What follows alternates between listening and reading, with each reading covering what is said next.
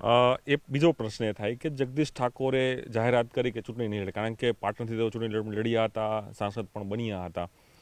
એક ઓબીસી સમાજનો સૌથી મોટો ચહેરો જગદીશ ઠાકોર છે. ઉત્તર ગુજરાતમાં સૌથી મોટી વોટ બેંક એની માનવામાં આવે છે. તો એવું કંઈક લાગે છે કે જે રીતે ભાજપ એમ કહે છે કે હેટ્રિક અમે કરશું, 26 બેઠકો જીતશું, એ ડર લાગે જગદીશ ઠાકોરને કે ચૂંટણી હારશું એટલે બીજાને મેદાનમાં ઉતારી દો, અથવા નવા ચહેરાઓ, નવા યુવા ચહેરાઓને સ્થાન મળે, એ વાત જગદીશ ઠાકોર કરી રહ્યા છે. મારે બે વાત કરવી છે. દહેગામ જ્યારે મને લડવાનો આદેશ આપ્યો, મેં દહેગામની વાત કરી ત્યારે માન્ય માધવસિંહભાઈ અને શંકરસિંહ વાઘેલા બંને એમ કહેતા હતા કે તારે કાંકરેજ લડવું જોઈએ.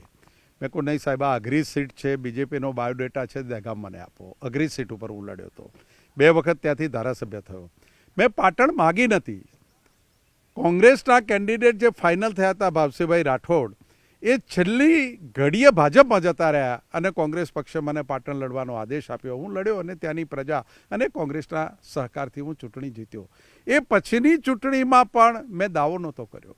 19માં પણ મેં સ્વેચ્છાએ ના પાડી હતી પ્રણવભાઈ કે હવે હું ઇલેક્શન નહીં લડી શકું, પણ છેલ્લો આદેશ હાઈકમાન્ડનો આવ્યો અને મારે ચૂંટણી લડવી પડી. હું પહેલે દિવસથી એવું માનું છું કે રાહુલજી બધી જ વાતમાં જ્યારે વિચાર મૂકતા હોય કે નए લોકો કો લાવો, નए લોકો કો લાવો, એમાં ધારો કે અમિતભાઈ હોય, પરેશભાઈ હોય, એમને પ્રમુખ બનાવે, CLP બનાવે. ભૂતકાળમાં તમે હાર્દિક પટેલ હોય કે અલ્પેશ જેવા યુવાનોને લે, જિગ્નેશભાઈ મેવાણી જેવા યુવાનોને લે. આ પ્રક્રિયા રાહુલજી જ્યારે કરતા હોય ત્યારે અમારી જવાબદારી બને છે. હું 3 વખત લોકસભા લડ્યો, 2 વખત ધારાસભા લડ્યો. ઇનફ, ત્યાં મારે રોકાઈ જવું જોઈએ. અને બીજું, મારા પરિવારમાંથી મારો નાનો ભાઈ ધારાસભ્ય છે એટલે મારે જતું કરવું પડે ને મેં નક્કી કર્યું છે આ જીવન હું ચૂંટણીની રાજનીતિથી દૂર છું. હું સંગઠનનો માણસ છું. આપ જોશો 4 ઉમેદવારો દોડે એના કરતાં, 24 ઉમેદવારો દોડે એના કરતાં, પ્રદેશ પ્રમુખ અને CLP દોડે એના કરતાં જગદીશ ઠાકોર સવાયા દોડવાના. કારણ મારા પક્ષના પ્રમુખ હોય, મારા CLP હોય, મારા ઇન્ચાર્જ મુકુલ વાસનિક હોય, એ મને આદેશ કરવાનો ના હોય. મારી જવાબદારી બને છે, મારી ફરજ બને છે કે કોંગ્રેસને આ વખતે 24ની ચૂંટણીની અંદર કોંગ્રેસના કાર્યકરોમાં દમ છે, એનામાં તાકાત છે. બૂથ ઉપર 200 મતનો ધણી છે અને લાલચ ચાલે છે, પણ એમ કહે છે કે એ તારી લાલચને હું ઠુકરાવું છું. એ કોંગ્રેસના લોકો અને કાર્યકરોથી કોંગ્રેસ છે. જગદીશ ઠાકોર કે 5 મોટા માથાઓથી કોંગ્રેસ નથી. એટલે જગદીશ ઠાકોર હવે લોકો માટે પ્રચાર કરતા જોવા મળશે. પરંતુ મારા એ જ સવાલ થાય કે સૌથી મોટી જે કહી શકાય કે ઓબીસી સમાજની વોટ બેંક છે ઉત્તર ગુજરાતની અંદર, તો એક પોલિટિક્સ જોવા મળી રહ્યું છે. ભાજપ 26 બેઠક જીતનો દાવો કરી રહી છે, 5 લાખ લીડની જીતનો દાવો કરી રહ્યો છે. તો જગદીશ ઠાકોર એ લીડને કઈ રીતે રોકવાનો પ્રયાસ જગદીશ ઠાકોર પોતે કરશે? તમે જો બનાસકાંઠામાં ટેન્શન ચાલુ, તમે જો ભરૂચમાં ટેન્શન ચાલુ થઈ ગયું, તમે જો અનંત પટેલનું નામ ડિક્લેર થયું ને ટેન્શન ચાલુ થઈ ગયું. અમારા ઉમેદવારોના નામ બજારમાં આવ્યા છે અને ટેન્શન ચાલુ થાય છે. આ પ્રણવભાઈ એક પરસેપ્શન બનાવવામાં આવે છે. 5 લાખે જીતીએ છીએ, અમારા પેજ પ્રભારીઓ છે, અમારું ફલાણું છે.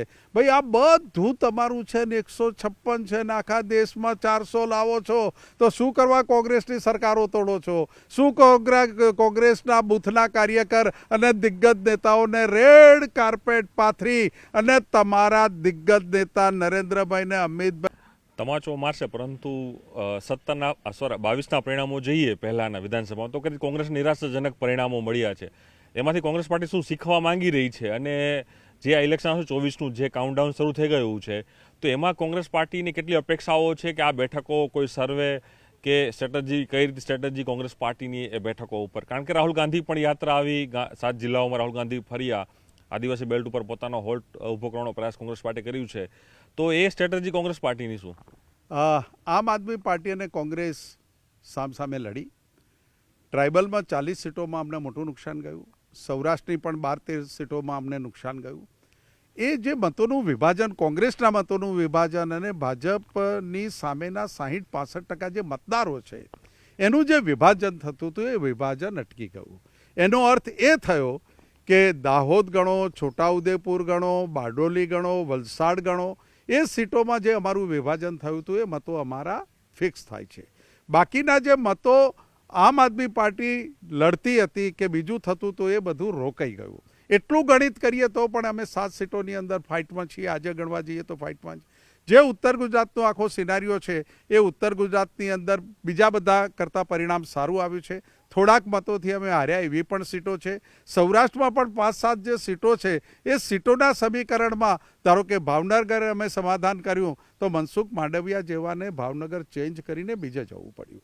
બીજી જગ્યાએ પણ તમે અમારા ઉમેદવારોની જે વાત ચાલી રહી છે એનાથી ભારતીય જનતા પાર્ટી 400 સીટ લેવાની વાત કરે છે અને ઉમેદવાર ડિક્લેર કરવામાં પણ એને મનોમંથન કરવું પડે છે અથવા ડર લાગે છે. એનો અર્થ છે કે ગુજરાતમાં અને દેશમાં ભાજપનો જે પ્રવાસ છે અને પ્રજા ભાજપની વિરુદ્ધ છે. કોંગ્રેસ પાર્ટી આ વખતે સ્થાન આપે, નવા ચહેરાઓ ચૂંટણીમાં મેદાનમાં જોવા મળે અને સાથે જ ભાજપના જે પ્રચારની સામે કોંગ્રેસ પોતાના મતો સાથે જે પોતાના વિચારો સાથે લોકો સુધી જશે તે પ્રકારનો પણ અહીં વિશ્વાસ તેઓ અહીં વ્યક્ત કર્યો છે.